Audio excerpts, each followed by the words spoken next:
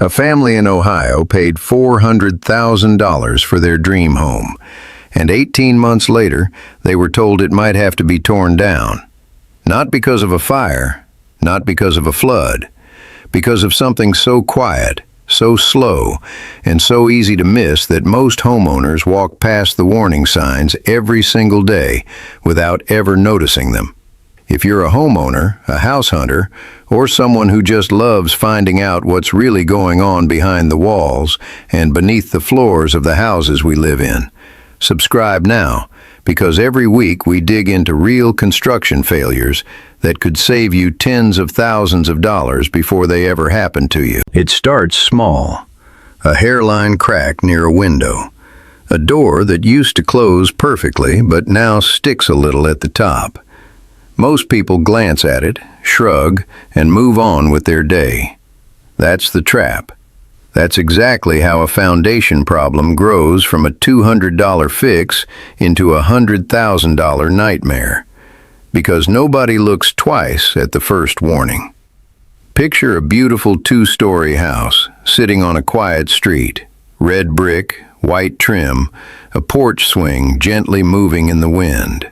Everything about it looks stable, permanent, safe. But underneath that porch, underneath the entire weight of that home, sits a slab of concrete that was never designed to move. And when it does move, even by a fraction of an inch, the entire structure above it has no choice but to shift with it. Here's where it gets interesting. A house doesn't need an earthquake to develop a serious foundation problem. It doesn't need a flood, a hurricane, or a construction defect that anyone could point to on day one. All it needs is soil.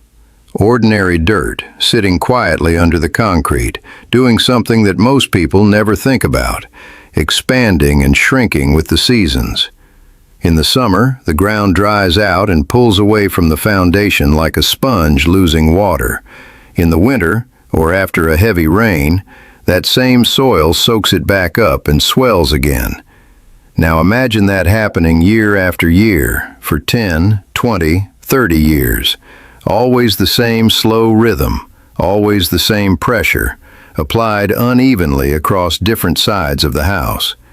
That uneven pressure is where almost every serious foundation problem begins. But here's where everything changes for the people living inside that home. At first, it doesn't look like a structural issue at all. It looks cosmetic. A little drywall crack above a doorway. Maybe a windowsill that isn't quite level anymore. Homeowners often blame the house settling, assume it's normal, and paint right over it. That decision, made with good intentions, is one of the most expensive mistakes in American homeownership, because settling and shifting are not the same thing. A brand new home does settle slightly in its first year or two as the soil compresses under its new weight. That's expected, and it's usually harmless. But a foundation that keeps moving years after construction, one that cracks a little more every season, is not settling anymore. It's failing. And the difference between those two words can mean the difference between a small repair bill and a total loss. So what does a real warning sign actually look like? Picture a hallway inside that same red brick home. A crack runs diagonally from the corner of a door frame up toward the ceiling, shaped almost like a staircase. That stair-step pattern is one of the most telling signs in the entire house, because it usually means the foundation beneath that exact spot has dropped lower than the foundation just a few feet away. Most homeowners never notice this detail because it doesn't look dramatic. It looks like ordinary wear. But a trained inspector walking through that same hallway would stop immediately, pull out a small level, and check whether that door frame is still square. If it isn't, that's not decoration failing. That's the skeleton of the house speaking up. Now picture the same story playing out somewhere completely different. A single-story ranch home built on a concrete slab instead of a basement. Here, the warning doesn't show up in a hallway crack. It shows up in the floor itself. Someone drops a marble in the kitchen, expecting it to sit still.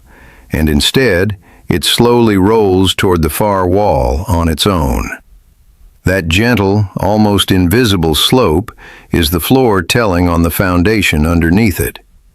This hidden detail changes everything about how serious the problem might be, because a sloping floor often means one section of the slab has sunk lower than the rest.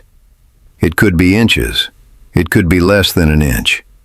But even a small dip, spread out across a slab that weighs many tons, tells engineers that the soil supporting it is no longer doing its job evenly. At this point, most homeowners start to worry, and understandably so. But here's what almost nobody realizes until it's too late. The visible cracks and sloping floors are never the real problem. They're just the messenger. The real damage is happening completely out of sight, underground, where nobody thinks to look until something forces them to. Let's go underground for a moment, beneath that porch, beneath the slab, down into the soil itself. In many parts of the United States, especially across Texas, Oklahoma, and large sections of the Midwest, the ground is full of clay. Clay soil behaves almost like a sponge crossed with a stone. When it's dry, it becomes hard and pulls tightly together, shrinking away from anything sitting on top of it. When it gets wet, it swells dramatically, sometimes pushing upward with tremendous force. Now picture a house built directly on top of that soil.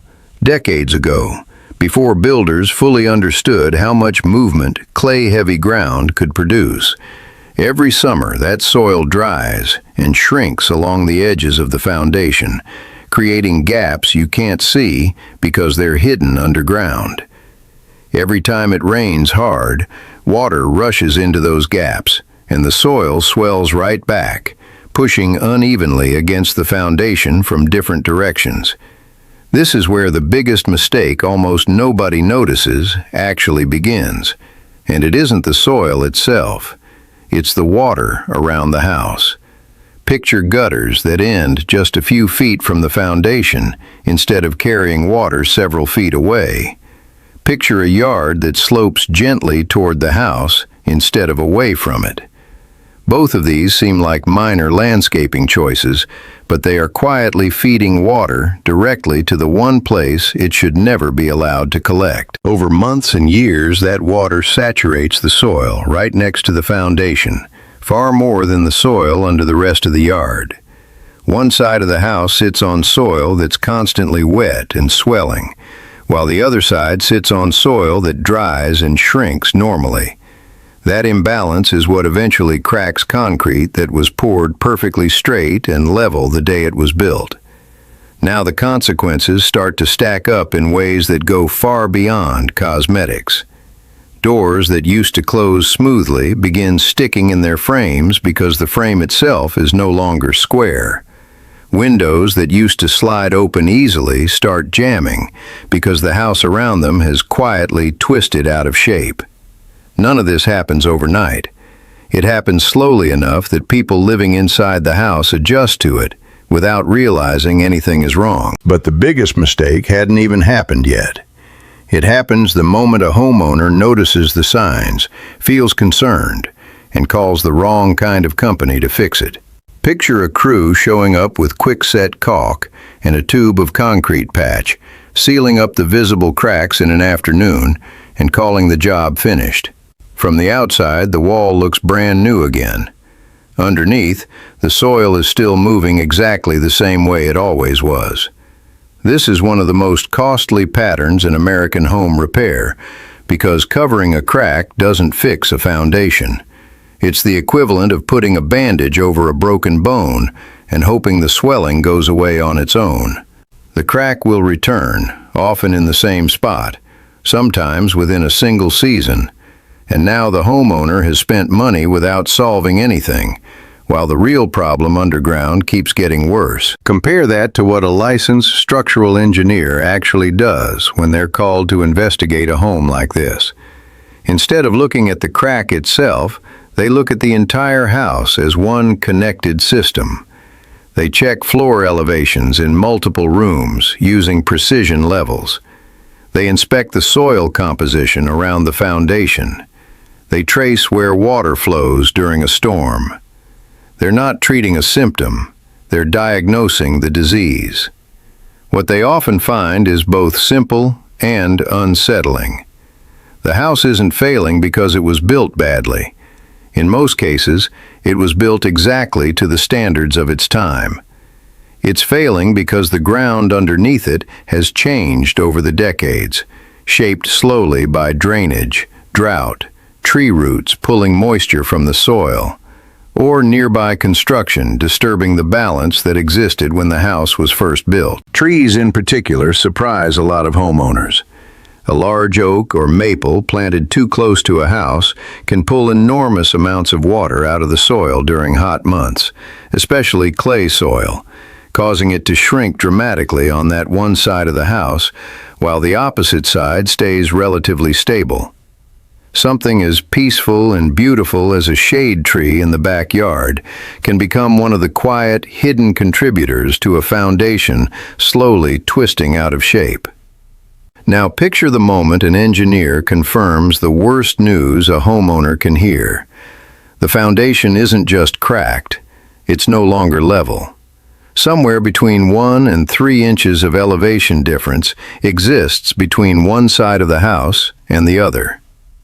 To a person standing inside, walking across those floors every day, it might feel almost normal, maybe just a little off.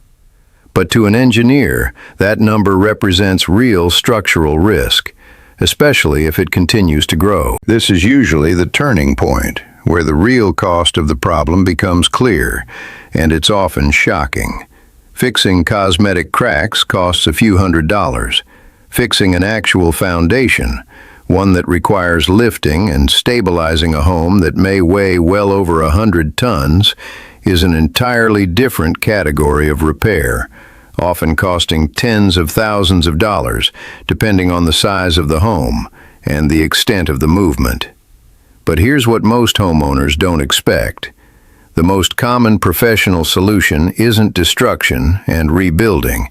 It's something far more precise, almost surgical in how it works.